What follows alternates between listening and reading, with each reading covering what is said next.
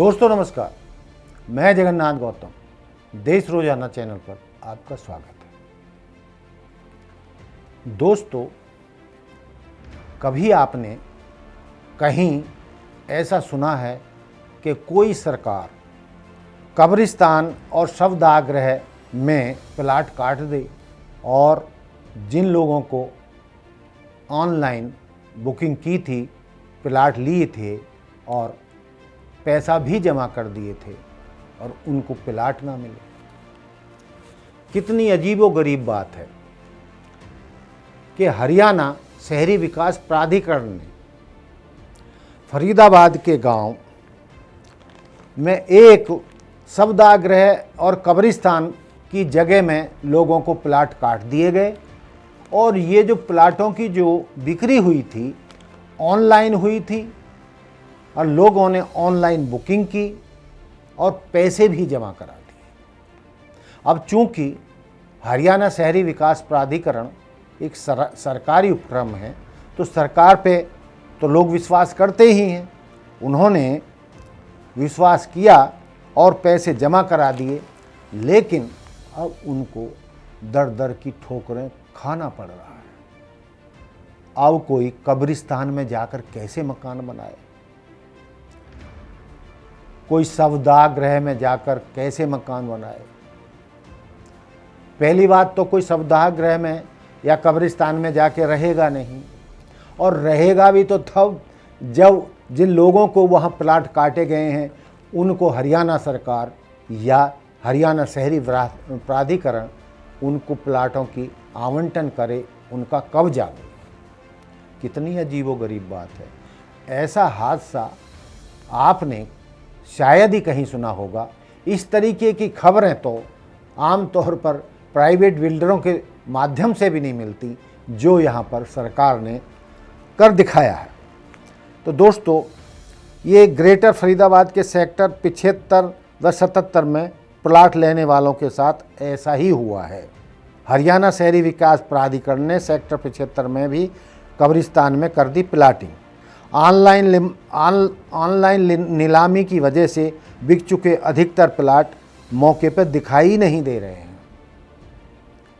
पता ही नहीं चल पा रहा है कि उनका प्लाट कहाँ है। अब लोग ये अधिकारियों के चक्कर लगा रहे हैं, जनप्रतिनिधियों के पास दौड़ रहे हैं, लेकिन उनकी सुन कोई नहीं रहा है। डॉक्टर आकाश तंवर, प्रधान सेक्टर 77-78 प्लाट होल्डर एसोसिएशन के प्रधान का कहना है कि हमारे साथ धोखा किया गया है। ऑनलाइन नीलामी में प्लाट तो ले लिए, लेकिन मौके पर हालात बेहद ख़राब हैं। या तो शवदाह बना हुआ है या कब्रिस्तान है या कोई और थोड़ी बहुत जगह है, तो वहाँ पर खड्डे हैं। लोगों ने उस इलाके की मिट्टी को भी बेच खाया है। कई सालों से ये प्लाट होल्डर धक्के खा रहे हैं। हार कर उन्होंने हाई कोर्ट का सहारा लिया है, लेकिन आप जानते हैं कि अदालतों में कितनों सालों साल ऐसे मामले चलते हैं, दशकों बीत जाते हैं, उनके फैसले नहीं होते। इन हालात में जिन लोगों ने अपना पैसा इन प्लाटों में खरीदने के लिए लगा दिया, उनका क्या होगा ये तो ऊपर वाला ही जाने। और हम तो यही कहेंगे कि हरियाणा के सीएम मनोहर लाल खट्टर जी इनके साथ हुए धोखे को समाप्त करें और इनके साथ न्याय करें, या तो इन्हें वैकल्पिक ज़मीन दे, प्लाट दे, उसकी शवदाह की जगह, कब्रिस्तान की जगह, या उनको ब्याज सहित पैसा लौटाया जाए।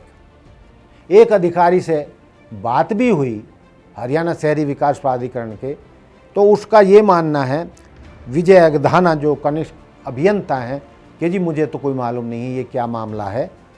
लेकिन ये कनिष्ठ अभियंता बड़ौली और प्रहलादपुर गांव की पंचायती ज़मीन का अधिग्रहण किया गया बताए जाते हैं उस पर क्या हुआ इन्हें कुछ पता नहीं है, इसलिए प्लाटिंग कर दी गई। दोनों जगह पर जल्द कब्जा लिया जाएगा। मतलब गोलमोल जो सरकार का प्रतिनिधि है, कनिष्क अभियंता है, वो भी गोलमोल बात कर रहा है। वो भी ये बताने के लिए तैयार नहीं है कि भाई वो ज़मीन कहाँ है, उनके प्लाट दो। यदि सौदागृह में और कब्रिस्तान में प्लाट काटे गए हैं तो वहाँ कैसे प्लाट मिलेंगे, कभी भी नहीं मिल सकते। और ऊपर से ये भी बताया जा रहा है कि जिस गांव की ज़मीन हरियाणा शहरी प्राधिकरण ने